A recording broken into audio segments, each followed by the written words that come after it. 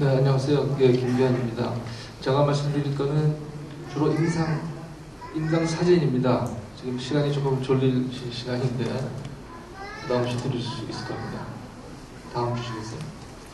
좀 전에 이제 이광민 선생님이 말씀하셨지만 아토피 폐렴이 뭘까?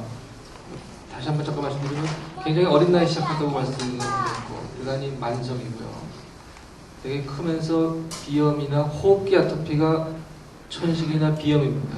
그러니까 아토피가 피부로 나타나는 게 아토피 피염이고 천식이나 비염으로 나타나는 호흡기 아토피가 동반되는 수가 많고 아주 꼬마이 아주 어릴 때는 되게 얼굴에서 시작해서 편 쪽, 신축부에 주로 습진으로 생기다가 크면서 이제 접힌으로 생기는 그런 질환입니다. 다음 주시죠. 아토피는 아마도 우리나라 전체 정상 인구의 한 10%, 많게는 20%가 굉장히 많은 질환이죠. 10명 중에 1명이 아토피 피부 환자라고 하면 굉장히 많은 질환이죠. 그 다음에 원인은 뭐 제가 말씀드릴 내용은 아닌데 몇 가지만 얘기 드려보면 상당히 유전적인 소인이 있는 질환은 틀림없습니다. 예를 들면 자기가 환자면은 환자 자녀를 가질 확률이 적어도 한 5, 60% 된다는 뜻이고 부모가 두 분이 다 환자면 자식들이 한 80%쯤 가능성이 있습니다. 한 분만 환자 아토피병 가지고 있으면 그래도 거의 한 60% 정도 되죠. 뭐 유전인자가 뭔지는 아직은 잘 모르지만 근데 이제 유전적인 배경도 있지만 여기에 환경적인 거랑 같이 작용하는 거죠. 어떤 알레르기 노출되는지 이런 환경적인 거를 작용하고 또 여러 가지 물론 면역학적인 변화가 보고되어 있습니다. 다음에 그래서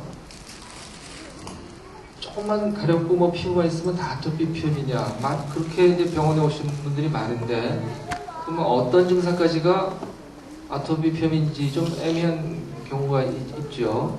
그래서 사실은 우리 아토피 피염 학회에서 이런 진단 기준을 만들었습니다. 뭐 인위적으로 만드는 건 아니고 이게 전 세계적으로도 이런 진단 기준이 만들어진 게 1980년입니다.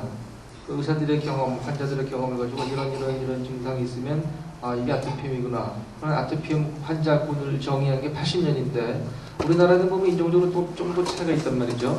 그래서 2005년도에 그 진단 기준을 만들었고 이렇게 이제 말씀드린 이유는 많은 분들이 뭐 피부에 좀 가렵고 특히 이제 연세 드신 분들 대부분이 사실 아토피염이 아닌데 아토피 피염으로 알고 그렇게 오시는 분들이 많기 때문에 이런 얘기를 드립니다. 다음 보시죠. 이 진단 기준 보시면 크게 주 진단이라는 것과 부 진단 기준 이렇게 있는데 가렵고요. 특징적으로 어떤 피부염에 생기는 모양과 부위가 있고 아주 좀 되게 2세 정도 기준으로 해서 그 어릴 때는 얼굴 하고 사지의 편 쪽 그랬다가 좀 성장하면서 얼굴도 그렇지만 이렇게 접히는데 굽히는 쪽으로 습진이 좀 생기고 또 아토피 피부염 경우에 천식이나 알레르기성 비염 같은 그런 아토피의 가족력 이런 게 되게 있고 그래서 여기서 한 2개 정도 다음 주시겠습니다. 여기 다음 주세요.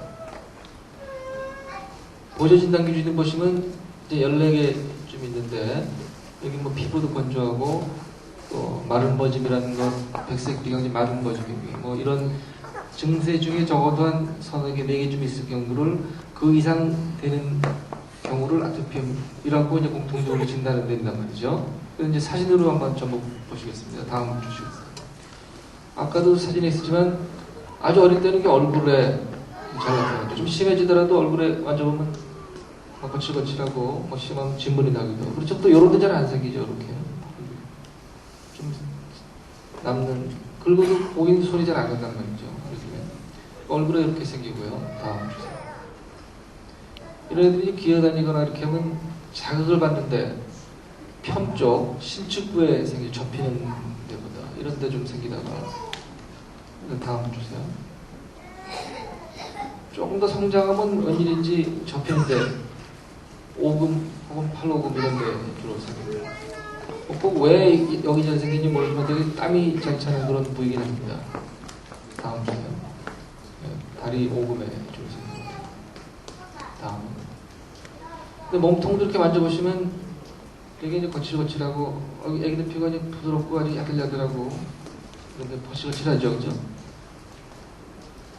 가렵고. 다음에 그런가 하면 이제 그 성인들 주부 수준인 듯이 나이가 어린 꼬마들에도 불구하고 손에 수준이 이렇게 생긴 경우도 있고, 손등도 물론 그렇지만 다음 보세요. 바닥 쪽도 보면 이렇게 됐고, 어떻게 보면 또 잔주름이 많고요. 아주 고생한 사람들 손처럼 이런 쪽도 되고. 다음 그런 건 발에도 이렇게 잘 생기죠. 이게 심해서 막 갈라져서 피가 나기도 하고, 발 앞쪽에만 그럴 수도 있고, 뭐 뒤꿈치에 갈라질 수도 있고, 전체적으로 생길 수도 있고, 손발의 수준도 잘 보고요. 다음 이 몸통이나 이런 데를 이렇게 만져보시면은 까칠까칠한데 마치 닭살 비슷하게 모공줄이 이렇게 도드라지게 이렇게 변화가 있습니다. 이거는 뭐 꼭 아토피는 아니라도 피부를 오랫동안 건조하게 하면 이렇게 피부가 이제 거칠거칠하게 보일 수 있고요. 다음 또 어떤 경우에는 마치 떼낀 것처럼 이게 어림선, 그래서 물고기 비늘이 덮여있는 것 같은 모양이다 그래서 이렇게 볼 수 있겠고요. 다음에 그런가 하면 우리말로 흔히 닭살이라고 하는데, 팔 바깥쪽이나 허벅지 바깥쪽, 그런데 오돌오돌, 의학 용어로는 모공 가건증이고 닭살이라고 하는 게 이제 흔히 동반되고, 이것도 피부 건조한 거에 하는 타입이고. 다음 그리고 조금 더 크면은요, 물론 어릴 때도 그렇지만 이렇게 젖꼭지 주위에 수진이 이렇게 심하게 진물이 나고 굉장히 불편하죠. 다음에 그리고 이런 아토피 환자들은 아까 이제 알레르기 질환 검사를 볼 수 있는데, 뭐 여러 가지 피부 반응 검사를 해보면 양성 반응이 나오는 걸 이제 찾는 거란 말이죠. 이거 진먼지 진드기 같은데 나오는 거고요. 다음에 그런가 하면 입술도 굉장히 거칠고 건조하지요. 막 착 갈라지고, 여기 요런 데 위 또 끝이 갈라지기도 하고 전체적으로. 또 이게 되게 이런 환자들이 비염이 같이 있고 그러면 입을 이렇게 좀 벌리고 있는 경향도 좀 있고요. 다음 주세요. 그러면 눈 주위에 이렇게 색소가 이렇게 좀 침착된 경우가 있습니다. 눈 주위에 이제 색소 침착인데, 영어로는 이제 allergic shiner, 그래서 외래문을 들어오는 순간에 눈 주위에 좀 색소 침착이 있으면 아주 환자 좀 아토피 표현이 아닐까 유추하실 정도로 좀 특징적인 증상 중에 하나고요. 다음 그런가 하면 눈도 자꾸 가렵고 비비고 결막염 같은 것도 생기고요. 다음에 자꾸 오랫동안 비비고 그러면, 원래 눈 주름이 좀 있기 마련인데 이게 자꾸 비비면 두꺼워지고 뚜렷해진단 말이죠. 근데 그거를 사람 이름 붙은 겁니다. 대인지 모르는 사람이 이 사람의 붙인 눈 밑에 이제 주름 같은 게 뚜렷하게 이렇게 보이는 경우가 있고요. 다음에 그런가 목도 이렇게 접히는 데인데 앞목에 이렇게 주름이 이렇게 생기고요. 다음에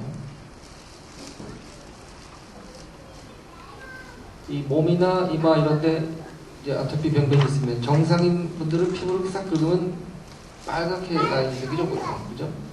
아토피 환자분들은 이 혈관의 반응이 달라서 살짝 긁으면 흰 라인이 생깁니다.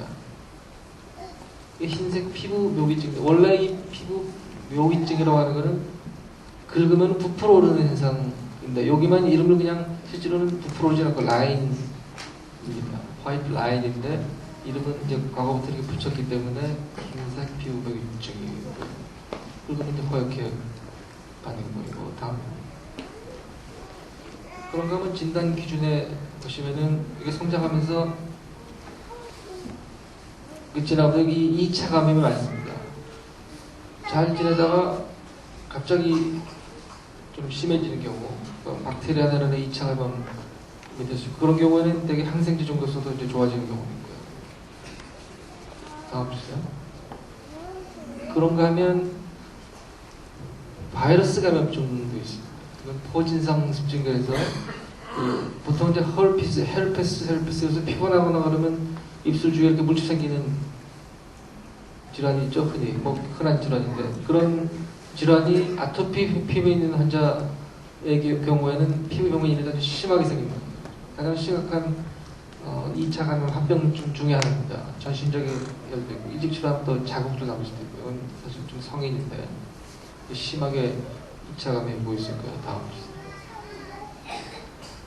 그런가 하면 아토피 피부 환자들이 이렇게 물사막이라는 것도 있고요. 또는 색깔은 거의 주위 색깔이랑 비슷한데 그러니까 볼록 올라와 있는 거의 색색에 이거 자체로는 뭐 가려움증이 뭐 거의 없긴 하지만 이런 물사막이 많고 다음 주세요. 뭐 생각보다 많지는 않지만 쭉 치료하면서 얼굴 연분이 잘 안 좋아지는 경우 2차 감염으로 곰팡이 질환도 있을 수 있습니다. 그래서 피부과에서 잘 봐야지 잘 치료되다가 좀 안 좋아지고 근데 잘 보면요 곰팡이가 이렇게 번져나가는 듯한 경계가 있습니다.